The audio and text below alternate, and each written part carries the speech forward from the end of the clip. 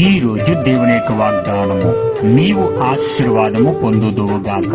1 సమూయేలు గ్రంథం 26 అధ్యాయము 25వ వచనము. అందరూ కూడా బాగున్నారా? మానదినం మీ కొరకు ప్రార్థన చేస్తూ ఉన్నాం. ఉదయకాల సమయంలో దేవునికి ప్రార్థన చేస్తున్నావా? దేవుని వాక్యాన్ని చదువుతున్నావా? దేవుడు నిన్ను దీవించి ఆస్వాదించబడును గాక.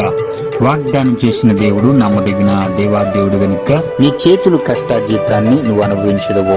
అప్పుడు సమస్యలో ఉంటున్నావా? తునీకరించబడుతున్నావా? వెలువైపడుతున్నావా? సహోదరి సహోదరుడా, దేవునికి సమస్తము కూడా సాధ్యమే.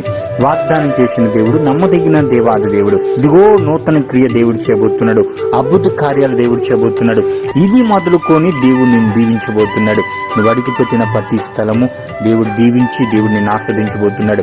ఆశ్చర్యకరుడు, ఆలోచనకర్త, ఇదిగో నూతనమైన కార్యం నీ పట్ల దేవుడు చేయబోతున్నాడు. దేవుడు నేను తలగా ఉంచబోతున్నాడు. ఆయనకి సమస్తము కూడా సాధ్యమే. దేవునికి ప్రార్థన చేస్తున్నావా? దేవుని వెతుకుతున్నావా? దేవుని గణపరిచిన వాడిని దేవుడు గణపరచబోతున్నాడు.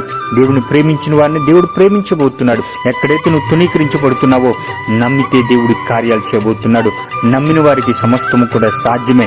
ఈరోజు దేవుని దగ్గరికి వస్తావా? నశించిపోతున్నావా? నశించిపోతున్న ఆత్మలో వెతికి రక్షించడానికి దేవుడు మనిషి కుమారుడి లోకానికి వచ్చును. దేవుడు నిన్ను ప్రేమిస్తున్నాడు. దేవుని కుటుంబాన్ని దీవించాలంటే మొట్టమొదటిగా దేవుని రాజ్యాన్ని, నీతిని వెతకాల. దేవుణ్ణి వెంబడించాలా. దేవునికి మొరపెట్టాలా.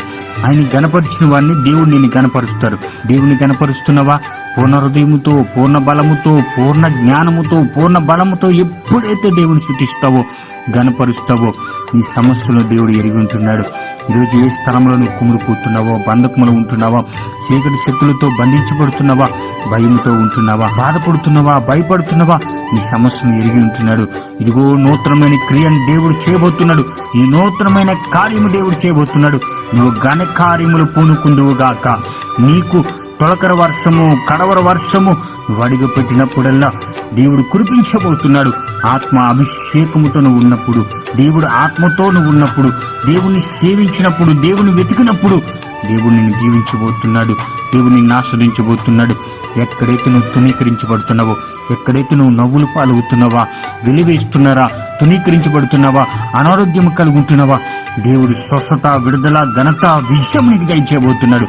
స్వస్థత దేవుడు దయచేయబోతున్నాడు. ఓ తైలాభిషేకం నీ శిరస్సు మీదకి దిగినప్పుడు బలమైన కార్యాలు దేవుడు చేయబోతున్నాడు. కుటుంబానికి నెమ్మదిని దయచేయబోతున్నాడు.